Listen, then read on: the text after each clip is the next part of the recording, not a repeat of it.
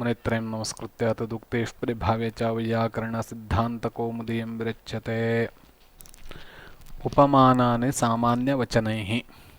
अत्र पदच्छेदः उपमानानि सामान्यवचनैः इति द्विपदं सूत्रम्।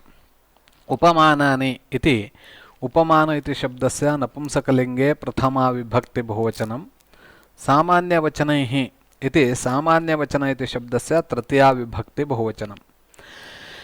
उपमीयन्ते सदृशतया परिच्छिद्यन्ते यैः तानि उपमानानि सादृश्यनिरूपकाणि इति अर्थः उपमानानि इत्यस्य।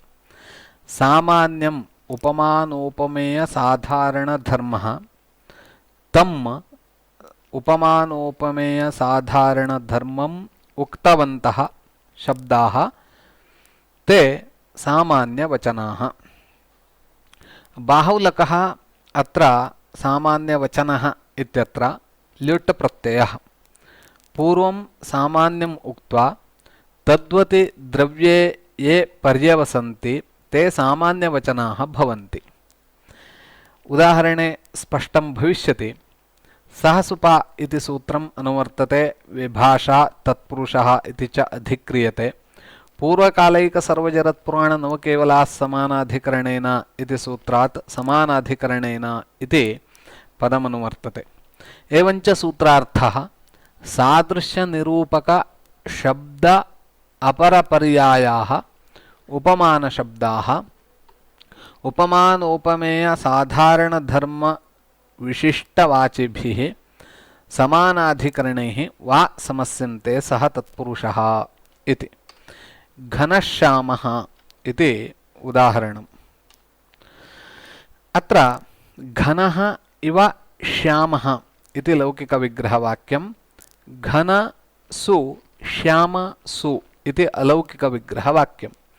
घनसु श्यामसु इति स्थिते उपमानानि सामान्यवचनैः इति सूत्रेण समासः। सुपो धातु प्रातिपदिकयोः इत्यनेन प्रातिपदिकावयवयोः सुपोः लुक्। घन श्याम इति जातं। विशिष्टात् कृत्तद्धितसमासाश्च इति सूत्रेण प्रातिपदिकसंज्ञायां, स्वौजस् इति सूत्रेण सुप्रत्यये वृत्ते विसर्गे च घनश्यामः इति रूपं सिद्ध्यति। अत्र पूर्वपदं घन इति पदमस्ति।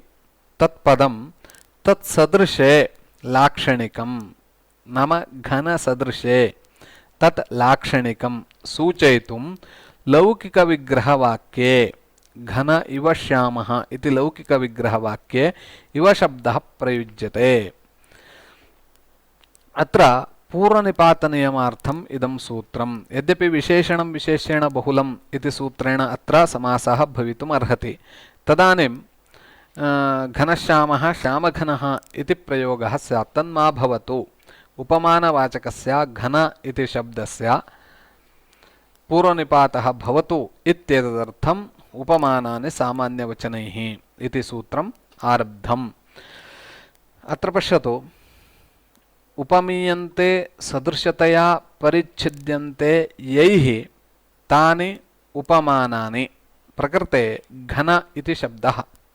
उपमीयन्ते सदृशतया परिच्छिद्यन्ते यैः तानि उपमानानि सादृश्यनिरूपकाणि। सादृश्यनिरूपकः सः शब्दः घन इति। उपमानोपमेयसाधारणधर्मः इव इति तम् उक्तवन्तः शब्दाः सामान्यवचनाः। अतः अत्र समासः भवति। सादृश्यनिरूपकशब्द अपरपर्याय उपमानशब्दाः घन इति उपमानोपमेयसाधारणधर्मविशिष्टवाचिभिः श्याम इति समानाधिकरणैः वा समस्यन्ते स तत्पुरुषः। अग्रे सूत्रम् उपमितं व्याघ्रादिभिः सामान्या प्रयोगे। उपमितं व्याघ्रादिभिः सामान्या प्रयोगे इति पदच्छेदः त्रिपदं सूत्रम्। उपमितम् इति प्रथमा उपमित इति शब्दस्य नपुंसकलिङ्गे प्रथमा विभक्ति एकवचनं। व्याघ्रादिभिः इति व्याघ्रादि इति शब्दस्य तृतीया विभक्ति बहुवचनं। सामान्याप्रयोगे इति सामान्याप्रयोग इति शब्दस्य सप्तमी विभक्ति एकवचनं व्याघ्रः आदिः येषां ते व्याघ्रादयः तैः व्याघ्रादिभिः इति अत्र अनेकमन्यपदार्थे इति सूत्रेण बहुव्रीहि समासः सामान्यम् उपमानोपमेय साधारण धर्मः इव इति प्रयुज्यते न प्रयोगः अप्रयोगः सामान्यस्य अप्रयोगः सामान्याप्रयोगः इति तस्मिन् सामान्याप्रयोगे एवञ्च उपमानोपमेय साधारण धर्म अप्रयोगे इत्यर्थः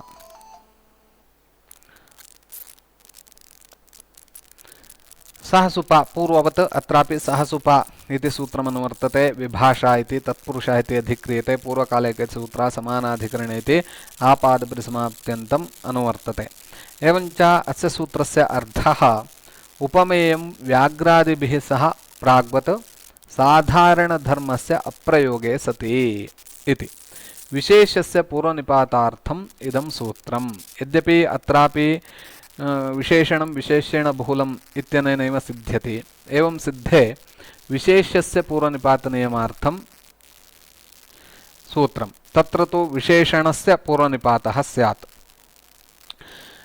पुरुषव्याघ्रः नृसोमः इति उदाहरणद्वयं पुरुषव्याघ्रः इत्यत्र पुरुषः व्याघ्रः इव इति लौकिकविग्रहवाक्यं पुरुष इव व्याघ्रः न पुरुषः व्याघ्रः इव सिंहो माणवकः सिंहमाणवकः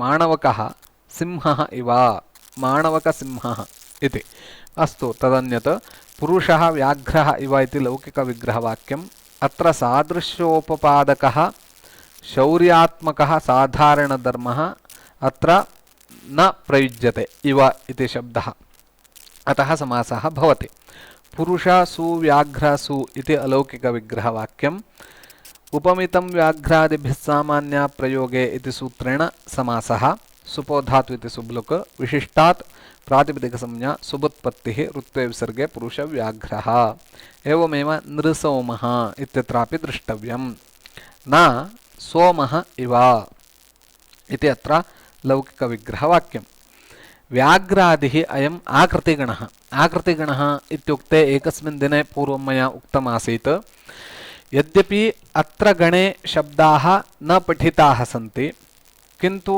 अत्र गणे सः शब्दः पठति स्म चेत् समासः भवति स्म किन्तु न पठितः तथापि तादृशप्रयोगाः काव्ये लोके दृश्यन्ते तादृशाः शब्दाः अस्माभिः अत्र गणे पठित्वा तस्य साधुत्वं वक्तव्यम् इत्यर्थः आकृतिगणः इत्यस्य सामान्याप्रयोगे किं सूत्रस्थदलप्रयोजनमुच्यते सामान्याप्रयोगे किम् इति सामान्याप्रयोगे इति नास्ति चेत् पुरुषः व्याघ्रः इव शूरः इति वर्तते अत्र सामान्यप्रयोगः वर्तते इव इति अतः अत्र समासः न भवति एवञ्च सामान्यप्रयोगे इति सूत्रे नास्ति चेत् उपमितं व्याघ्रादिभिः इति अत्रापि समासः स्यात् शौर्येण व्याघ्रसदृशः इत्यर्थः अत्र पुरुषः शौर्येण व्याघ्रसदृशः इति शौर्यस्य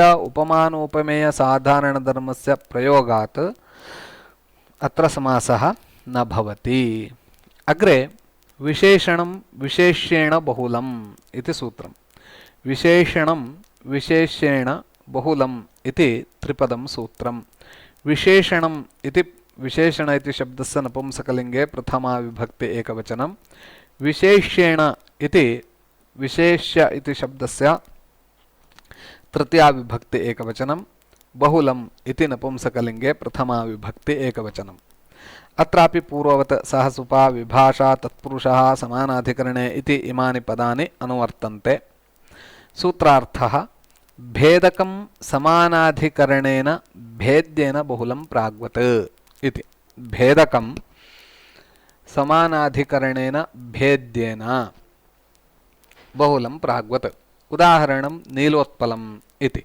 नीलञ्च ततुत्पलञ्च इति लौकिकविग्रहवाक्यम् अत्र नीलम् इति यद्वर्तते तद्भेदकम् उत्पलम् इत्युक्ते पुष्पविशेषः सर्वत्र पुष्पाणि सन्ति तानि पुष्पाणि नानावर्णयुतानि सन्ति तेषु नानावर्णेषु इदानीं नील इति पुष्पं पृथक् क्रियते अतः नीलम् इति भेदकं तादृश नीलम् इति भेदकं समानाधिकरणेन भेद्येन उत्पलम् इति इत्यनेन भेद्येन समस्यते तथा च समासे नीलोत्पलम् इति भवति बहुलग्रहणात् क्वचित् नित्यम् अस्माभिः तृतीयासप्तम्योर्बहुलम् इति सूत्रे दृष्टमस्ति बहुलग्रहणस्य प्रयोजनं क्वचित् प्रवृत्तिः क्वचित् प्रवृत्तिः क्वचिद्विभाषा क्वचिदन्यदेव विधेर्विधानं चतुर्धा विधेर्विधानं बहुधा समीक्ष्य चतुर्थकं बाहुलकं वदन्ति इति अतः बहुलग्रहणस्य क्वचित् प्रवृत्तिः भवति क्वचित् अप्रवृत्तिः भवति क्वचित् विकल्पेन प्रवृत्तिः भवति क्वचित् यदुक्तं तद् अतिरिक्तः एव अर्थः भासते प्रकृते क्वचित् नित्यं कृष्णसर्पः अत्र विभाषा इति न सम्बध्यते कृष्णश्चासौ सर्पश्च इति विग्रहे कृष्णसर्पः इति नित्यमेव कर्मधारयसमासः अनेन सूत्रेण भवति अत्र विशेषणम् अत्र भेदकं पदं कृष्ण इति भेद्यं पदं सर्प इति अतः तयोः समानाधिकरणे समासे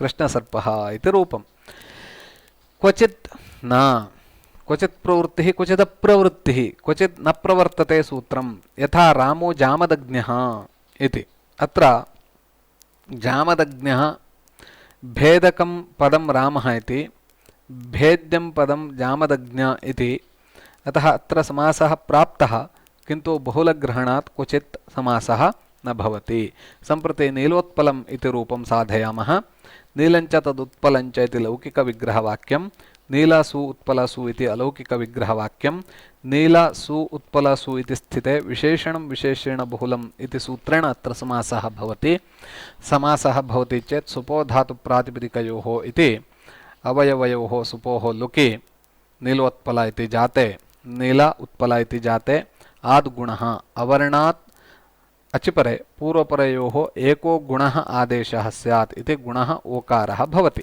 नीलोत्पल इति जातम् इदानीं विशिष्टात् कृत्तद्धितसमासाश्च इति प्रातिपदिकसंज्ञायां सु इति प्रत्ययोत्पत्तौ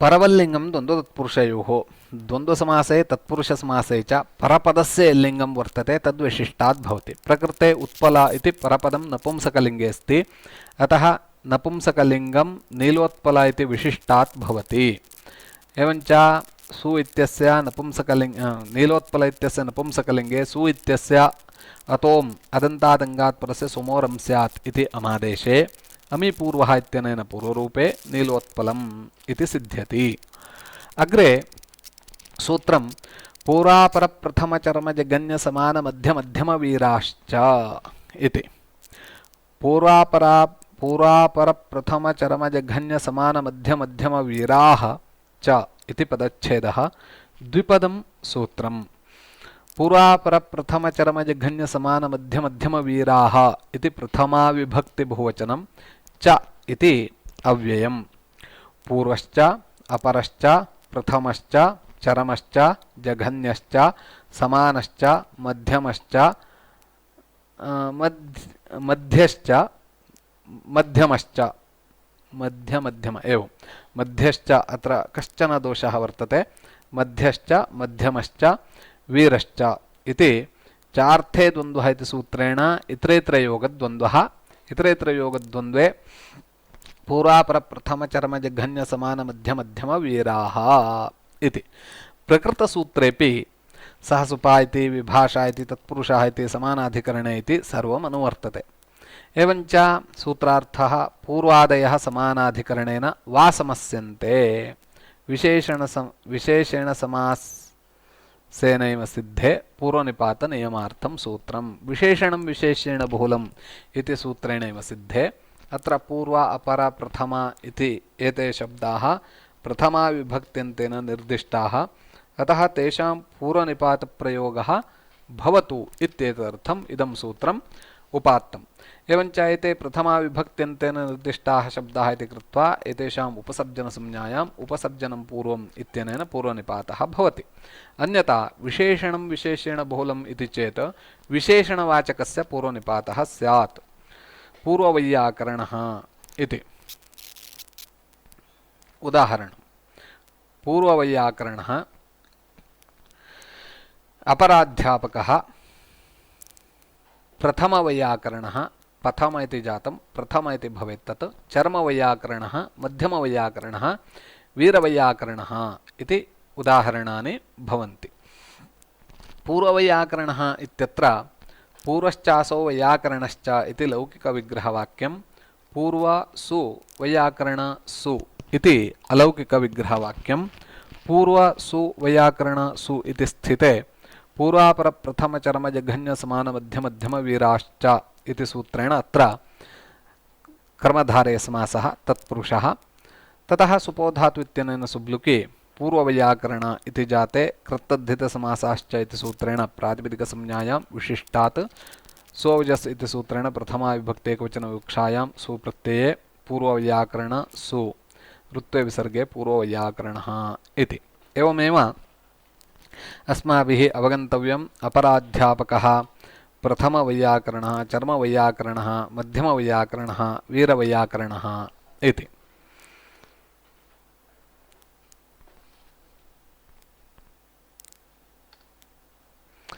अग्रे सूत्रं श्रेण्यादयः कृतादिभिः इति।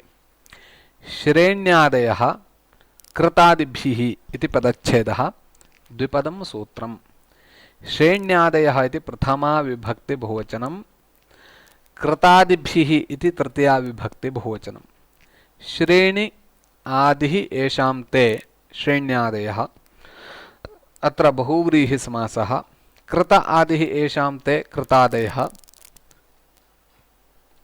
तैः कृतादिभिः इत्यपि बहुव्रीहि समासः। अत्र तैः इति स्यात्। अत्रापि सहसुपा इति सूत्रमनुवर्तते। विभाषा तत्पुरुषः इति च अधिक्रियते। पूर्वकालेकसर्वजरत्प्रण इति सूत्रात् समानाधिकरण इति आपादपरिसमाप्तिपर्यन्तमनुवर्तते। एवञ्च सूत्रार्थः श्रेण्यादयः कृतादिभिः समानाधिकरणैः समस्यन्ते स च तत्पुरुषः इति।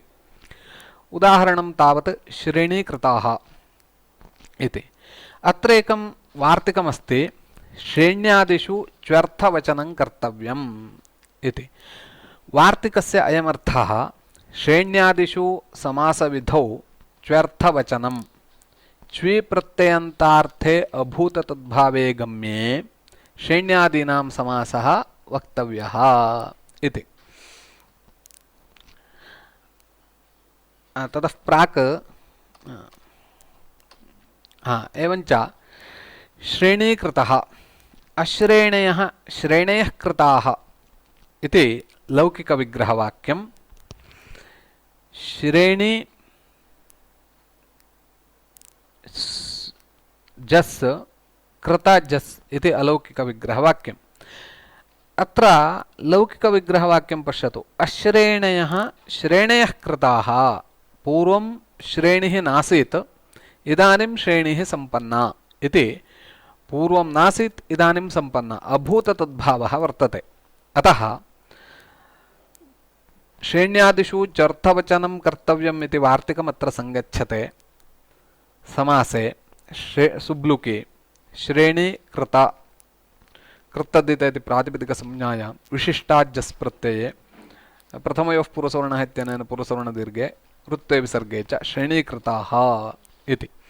पूर्वमेकं वार्तिकं त्यक्तं पुरापरप्रथमचरमजघन्यसमानमध्यमध्यमवीराश्च इति। अत्र अपर इति शब्दः वर्तते। अपरश्चासौ अर्धश्च इति लौकिकविग्रहवाक्ये अपर इति शब्दस्य पश्च इति आदेशः वक्तव्यः इति एकं वार्तिकं बोधयति। तच्च वार्तिकम् इदमस्ति अपरस्यार्धे पश्चभावो वक्तव्यः इति। अपरश्चासौ अर्धश्च इति विग्रहे अपर इति शब्दस्य पश्च इति भावः वक्तव्यः इति आदेशः वक्तव्यः। पश्चार्धः इति उदाहरणे अपरश्चासो अर्धश्च इति लौकिकविग्रहवाक्यम्, अपर सु अर्ध सु इति अलौकिकविग्रहवाक्यम्, अपर सु अर्ध सु इति स्थिते पूर्वापरप्रथमचरमजघन्यसमानमध्यमध्यमवीराश्च इति सूत्रेण अत्र समानाधिकरणसमासः। ततः अपर इति शब्दस्य अपरस्यार्धे पश्चभावो वक्तव्यः इति वार्तिकेन अपर इति शब्दस्य पश्च इति आदेशः विधीयते।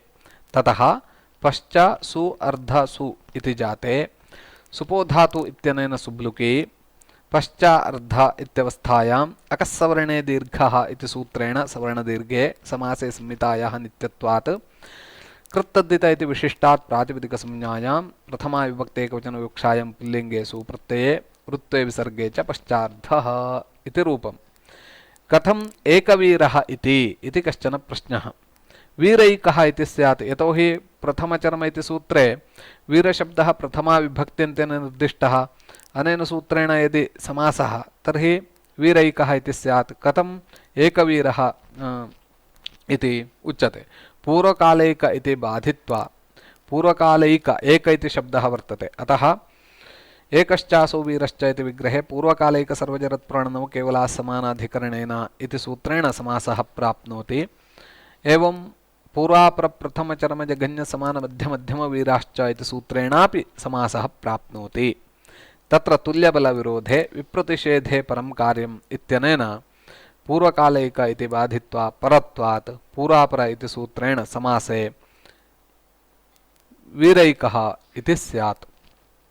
किन्तु एकवीरः इति बहुलग्रहणात् भविष्यति। विशेषणं विशेषेण बहुलम् इति सूत्रे बहुलग्रहणात् एकवीरः इत्यपि भवति, अनेन सूत्रेण वीरैकः इत्यपि भवति। ग्रहकार्यम्